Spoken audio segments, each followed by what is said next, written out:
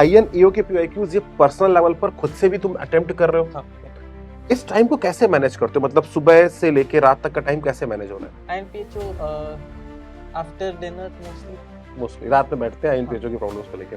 तो ज्यादा मजा INPHO में आ रहा है, IPHO प्रॉब्लम्स में आ रहा है? किसी बच्चे की जर्नी में क्या क्या चीजें बहुत इंपॉर्टेंट होती है और कितना नॉन एकेडमिक रोल इन्वॉल्व हो जाता है? हेलो बच्चों, क्या हालचाल है भाई? NSE के रिजल्ट्स आ चुके हैं और हमारे पास हमारे बच्चों ने बहुत सारा धमाल मचा दिया है। आज उस रिजल्ट की गूंज आप तक पहुंचने वाली है और बहुत ही शानदार तरीके से पहुंचने वाली है, क्योंकि रिजल्ट में सच में बच्चों ने मचाया है और ऐसा मचाया है कि आपको मजा आएगा सुनने में। आज हम आपको अपने क्लास के बच्चे से मिलाते हैं। सबसे पहले त्र्यंबकेश से। आ जाओ जल्दी से त्र्यंबकेश। त्र्यंबकेश ने मतलब हमारे साथ अभी यहीं पर पढ़ाई भी कर रहे हैं और त्र्यंबकेश ने क्या किया है पहले एक बार जल्दी बताते हैं। त्र्यंबकेश, क्या मार्क्स आए हैं NSEP में, NSEP 148 है, NSEC में, 155, NSEA में? 138। तीनों के तीनों में MI क्रॉस किया है त्र्यंबकेश ने, पहली चीज। और ये बड़ी इंपॉर्टेंट सी बात होती है। त्र्यंबकेश अभी किस क्लास में? अभी 12th में। क्लास 12th में है त्र्यंबकेश। कैसी चल रही है तैयारी? अच्छी चल रही है। त्र्यंबकेश इस बार जेई भी देने वाले हैं। त्र्यंबकेश सेकंड स्टेज की तरफ भी मूव कर रहे हैं और INPHO, INEO और INCHO। किस तरफ ज्यादा फोकस है अभी?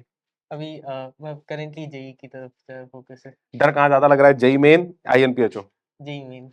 जेई में से ज्यादा डर लग रहा है, क्योंकि सच में यार इस समय क्लास 12 के उन बच्चों को सच में बहुत ज्यादा एक डर भी होता है, एक एंजाइटी भी होती है टुवर्ड्स कि किस कैसे क्वेश्चन अभी सॉल्व करें, किस तरीके से अभी आगे बढ़ना है। जेई मेंस के क्वेश्चन सॉल्व करने, आसान क्वेश्चन का अप्रोच करना है या फिर डिफिकल्ट क्वेश्चन की तरफ अपनी एप्टीट्यूड को डेवलप करना है।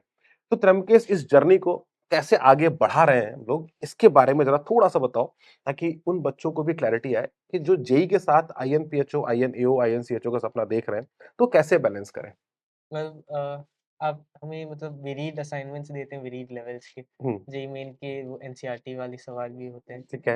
एडवांस लेवल के सवाल असाइनमेंट्स भी होते हैं, और INPHO के भी क्लास में डिस्कस करते हैं हम लोग। हम्म। तो उसमें पूरा ब्रॉड स्पेक्ट्रम जो है वो कवर हो जाता है लेवल का। फोकस जैसे एक्चुअली ट्रम्प केस हमारे बहुत बहुत प्यारा बच्चा है, बहुत आराम से बोलेगा। मैं इसकी बात को रिपीट जरूर कर देता हूँ एक बार कि पहली चीज हम लोग तीन तरीके से काम कर रहे हैं।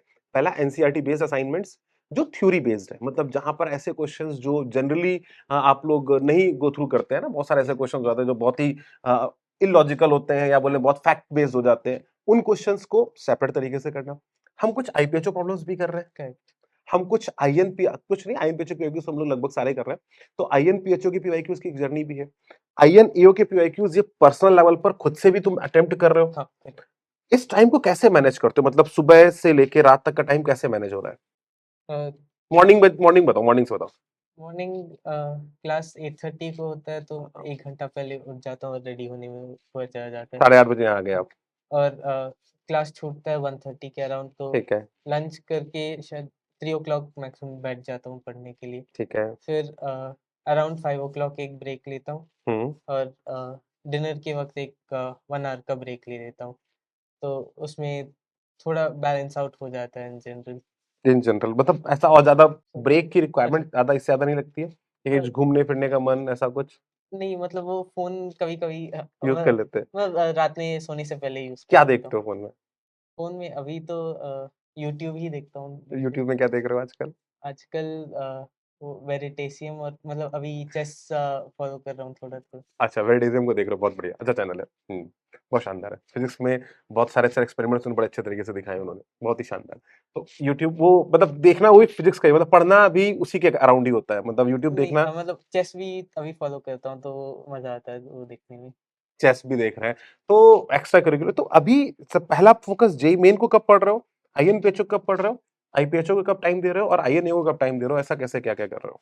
आईएनयू मतलब वीकली शायद 2 टू 3 डेज़ ही क्वेश्चन सॉल्व कर रहा हूँ। ठीक है। बट अभी main focus JEE Main main के से। लिए। हुँ।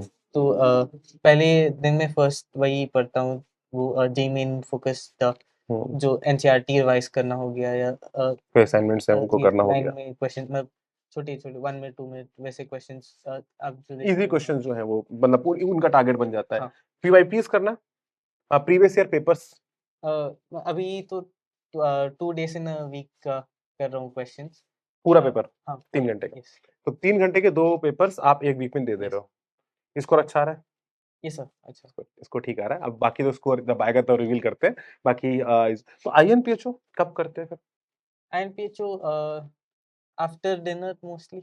मोस्टली रात में बैठते हैं हाँ। आईएनपीएचओ की प्रॉब्लम्स को लेके। तो ज़्यादा मज़ा आईएनपीएचओ में आ रहा है, आईपीएचओ प्रॉब्लम्स में आ रहा है? मतलब सवाल पे डिपेंड करता है। सवाल पे डिपेंड कर जाता है। जनरली अगर बात करें, कौन सा यस। ज़्यादा बेटर लगता है? जनरली तो आईएनपीएचओ अभी अच्छा लग रहा है थोड़ा। जेईई ज़्यादा रिलेवेंट है। हाँ, आईपीएचओ में थोड़ा ज़्यादा बवाल हो जाता है। हाँ। ठीक बात है। तो बहुत ही बढ़िया चीज़ है। ये तो एकेडमिक जर्नी की बात है। तनिष्क अपनी कंटिन्यू कर रहे हैं, बहुत सारी पढ़ाई कर रहे हैं। हम लोग लगातार आईपीएचओ प्रॉब्लम्स को डिस्कस कर रहे हैं। कई सारी प्रॉब्लम्स को हम लोग लगातार डिस्कस में ले रहे हैं। इसके साथ-साथ आता है इनका नॉन एकेडमिक पार्ट, जो एक और one of the very important highlight होती है हमारे साथ। हमारे साथ अमित गौतम सर भी हैं। मैं आज एक और बहुत इंपोर्टेंट पर्सन को मिला रहा हूँ, जिनका नाम अमित गौतम सर है। एक्चुअली मिलवाने का पर्पज़ सिर्फ एक है कि ऐसा नहीं होता है कि बेटा एकेडमिक्स के साथ-साथ आपको नॉन एकेडमिक रिक्वायरमेंट्स नहीं होती हैं। बहुत सारी चीज़ें ऐसी होती हैं जो आपको लगता है कोई एक बड़ा भाई आपके साथ हो, जो आपकी चीज़ों को समझ सके, जो आपको समझे। आप कभी परेशान हो रहे हो तो किसी को आप बोल पाओ कि सर मुझे ये दिलवा दो, ये करा दो। या कई बार आप टीचर से कुछ चीज़ों में कंफर्टेबल नहीं होते हो, तो एक पर्सन ऐसा होता है जो कम्युनिकेट करता है। तो हमारे इस केस में आप लोगों के साथी हैं अमित गौतम सर। एक बार जल्दी से आ जाना क्विकली, एक बार आपसे भी बात यस। करते हैं सर। किसी बच्चे की जर्नी में क्या-क्या चीज़ें बहुत इंपॉर्टेंट होती है और कितना नॉन एकेडमिक रोल इन्वॉल्व हो जाता है? सर नॉन एकेडमिक की अगर बात करें तो again dedication is very important और दूसरी बात डिसिप्लिन। हुँ। सर डिसिप्लिन एक ऐसी चीज़ है ना अगर आप थोड़ा-सा भी उसको तोड़ोगे ना, तो आपका पूरा शेड्यूल खराब हो जाएगा सर। ये प्लानिंग होती है सर नॉन एकेडमिक एंगल पे स्टूडेंट के साथ, बच्चे के साथ मिलके और त्रैम के साथ ये प्लानिंग बहुत अच्छे से एग्ज़ीक्यूट हुई है सर। तो वो 2 महीने में भी आप सोचिए हम कितना अच्छा रिवीजन करेंगे सर। बहुत ही शानदार। ऐसा। मतलब एक तरीके से अगर आप देखो ना तो ये एक्सपीरियंस ही तो है ना यार। अगर आप सोचो अभी कई बच्चे अब इस त्रयम्बके के पास जेईई का लोड है, आईएनपीएचओ है, आईएनएओ है, आईएनसीएचओ के बारे में सोच रहा है। अब इतनी चीज़ों के बारे में सोच रहा है, अगर बोर्ड ना हटता और बोर्ड अगर होता तो और टेंशन होती। कहीं न कहीं एक एक अच्छा मेंटर आपको उस दिशा में लेके चले जाते हैं कि यार बोर्ड से हम एनआईओएस के थ्रू बच सकते हैं। उन्होंने आपके अंदर कैपेबिलिटी देखी, उन्होंने आपको ग्रूम किया, उन्होंने बताया कि यार हाँ, आप इस दिशा में बढ़ सकते हो। हम लोग बता रहे होते हैं और वो उस दिशा को गाइड कर रहे होते हैं। So that is the very good combination that you are getting into this olympiad वाला, जहाँ पर हम बच्चे की एकेडमिक ध्यान तो रख ही रहे हैं, बट नॉन एकेडमिक्स का ध्यान कैसे रखना है, वहाँ पर भी हम बहुत फोकस कर रहे हैं। राइट? तो अगर आपके पास भी ऐसे कुछ क्वेरीज़ हैं, तो let us know, will definitely sort it out. और ये तो एक छोटी-सी जर्नी है त्रयंबकेश की, एक बहुत बड़ी जर्नी हम शेयर करेंगे जब कुछ चीज़ें और हम लोग आगे बढ़ेंगे। लेकिन अभी बाकी टॉपर से आपको मिलाते हैं नेक्स्ट सेशन के साथ। अभी त्रयंबकेश के साथ नहीं।